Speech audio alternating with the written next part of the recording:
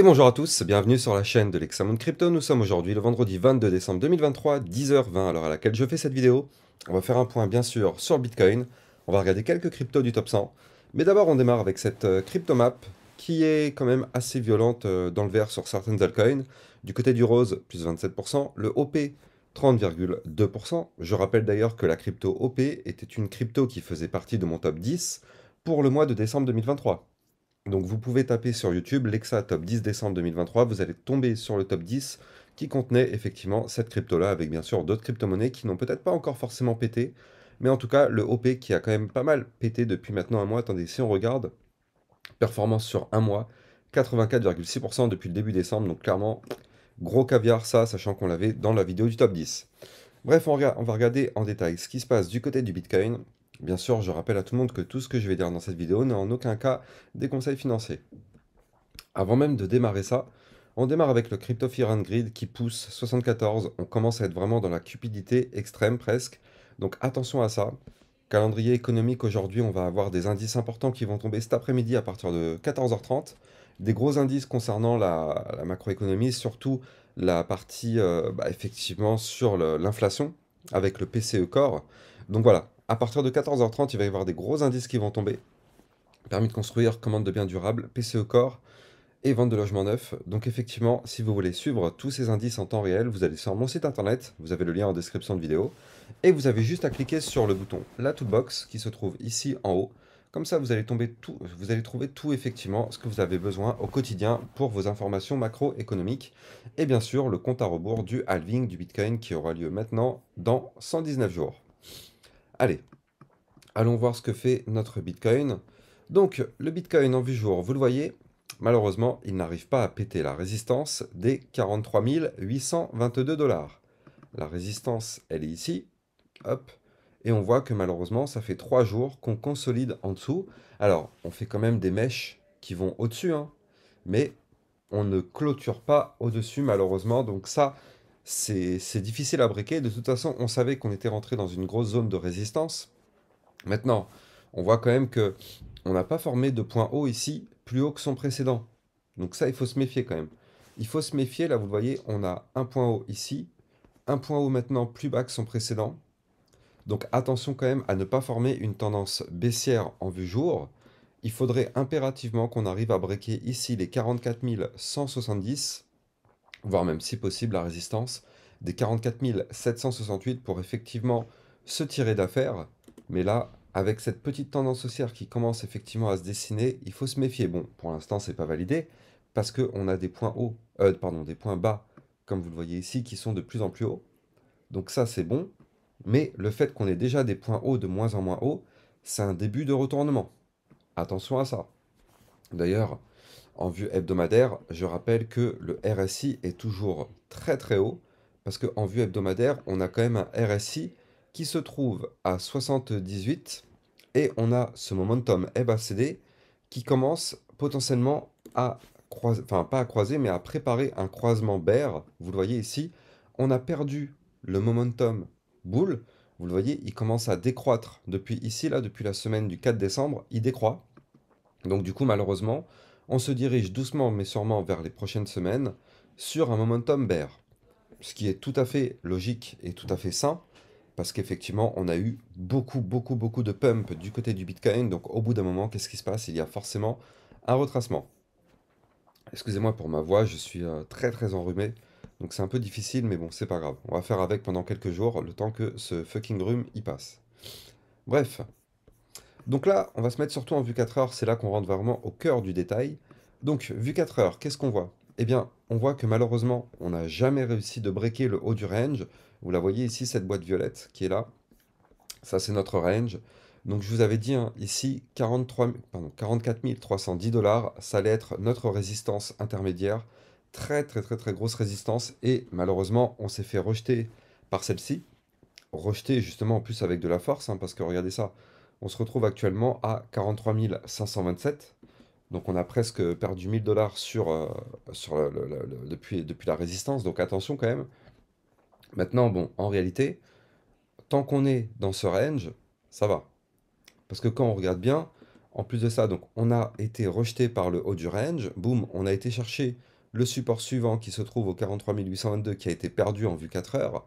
Et donc maintenant, qu'est-ce qui se passe? Soit on arrive à repasser au-dessus des 43 822, et dans ce cas-là, on aura un nouvel espoir de venir tester le break du range par le haut, soit malheureusement, on n'arrive pas à repasser au-dessus des 43 822, et qu'est-ce qui va se passer? Bah, du coup, on va chuter, potentiellement pour aller chercher le bas du range, au 43 090, et dans ce cas-là, ce sera une grosse zone de support, donc soit ça passe, soit ça casse sur ce niveau-là, mais en tout cas, ouais, il faudra vraiment être très méfiant parce que la cassure du range par le bas ici pourrait entraîner un joli mouvement baissier pour retracer tout le mouvement haussier qu'on a connu. Donc il faut faire attention à ça tout de même. Soyons extrêmement prudents parce que bon, on a quand même eu beaucoup de pump du côté du Bitcoin pour des petits retracements, mais pas vraiment des gros retracements. Donc on se doute quand même qu'à un moment donné, on va avoir un Bitcoin qui chute beaucoup quand même. On a pris plus 180% depuis le début de l'année. Bon, c'est pas des -2, -3, -5%. C'est là, on risque d'avoir des retracements de -15, -20%. Il faut s'y attendre, ça nous pend au nez, hein, quand même. C'est des choses qui nous pendent au nez. Alors bien sûr, c'est vrai qu'on est sur une vague d'attente pour les ETF. Alors oui, début janvier, on devrait avoir des informations. Soit c'est validé, soit c'est invalidé, on verra bien. Mais en tout cas, voilà, il faut quand même se méfier de tout ça. Alors, on va aller regarder maintenant des cryptos du top 10. Et justement, il y en a une, ça vous a pas échappé, le Solana. Le Solana qui a pété et qui a pété fort. Donc ça, de toute façon, je vous l'avais dit. Je vous avais dit, tant qu'on est malheureusement sous cette boîte de résistance que je vous ai dessinée, elle est encore là d'ailleurs, hein, la boîte, enfin le rectangle orange là, je vous avais dit, il fallait pas espérer quoi que ce soit tant qu'on était en dessous. Mais regardez ça, on a breaké la boîte de résistance. Donc là, ça y est, le Solana repart en nos limites. Là, vous le voyez, à partir du moment où on avait breaké la résistance des 81,705 sur le Solana, c'est bon, c'était le signal d'achat. Comme je vous avais dit, hein, il fallait sortir de cette boîte de résistance, on break la résistance, boum, on décolle. On a été chercher les 84,529. Et hier, on a fait quoi? On a fait une grosse cassure donc des 84,529, puis 89,773. Et on a même été chercher ici la résistance des 95 $. On a été chercher la résistance des 99,152. Malheureusement, on s'est fait rejeter. Vous le voyez, on a eu un rejet. Donc du coup maintenant, on s'établit au-dessus du support des 89,773. Tant qu'on est au-dessus de ce support, bon bah ça va. Si ce support vient à lâcher, malheureusement, vous l'avez compris, on a un Solana qui risque de retracer pour aller chercher les 84,529. Mais en tout cas, pour l'instant, Solana, il y a de la force, hein. C'est quand même très propre ce qu'il nous fait. Donc bon, on va patienter. Maintenant, c'est sûr que c'est pas le bon moment de rentrer sur le Solana après un pump comme ça. Il fallait effectivement prendre sa position ici suite à la cassure de la résistance, ou bien ici, la meilleure position était là suite à la cassure du range par le haut. Bref, on continue donc. Atom Cosmos. Et lui, hier, il est repassé au-dessus de la résistance des 10,734, donc ça c'est bien. On a quasiment été chercher la résistance suivante des 11,581 ici. Malheureusement, on n'arrive pas à la péter. Donc si on veut du pump, eh ben, ce sera ça le niveau clé à breaker, 11,581, qui nous permettrait d'aller chercher ici les 12,067, voire même des points plus hauts, notamment les 13,2. Mais bon, pour l'instant, c'est pas gagné, c'est pas acquis. Mais tant qu'on s'établit au-dessus de la zone de support des 10,734, tout va à peu près bien. Le Shiba, qui pour l'instant n'arrive toujours pas à breaker, eh bien, ici, là, vous le voyez, hop, je me remets en vue hebdomadaire, voilà. Eh bien, lui, il nous forme un gigantesque double bottom, ça oui, c'est vrai, mais regardez, on n'arrive toujours pas à breaker en vue jour le haut du canal ascendant, d'ailleurs, que je pense reprolonger un petit peu, voilà, si je prolonge mon haut de canal, parfait. Voilà, on a un Shiba qui a été tapé le haut du canal, ici, aujourd'hui à 0,010719. Malheureusement, on n'y arrive pas, hein, vous le voyez, à chaque fois qu'on a touché le haut du canal ici, on a eu rejet, aujourd'hui encore. Donc il faut patienter. Il faut patienter, on sait que le Shiba, il y a quelque chose de très intéressant qui nous attend, avec ce gigantesque double bottom, mais pour l'instant, il faut patienter parce qu'on est bloqué par des résistances qui nous empêchent de pump, malheureusement. Donc, est-ce que ça va tenir? Est-ce que on va réussir à breaker et là, dans ce cas-là, exploser? Eh bien, écoutez, on verra bien, hein, personne n'a de boule de cristal.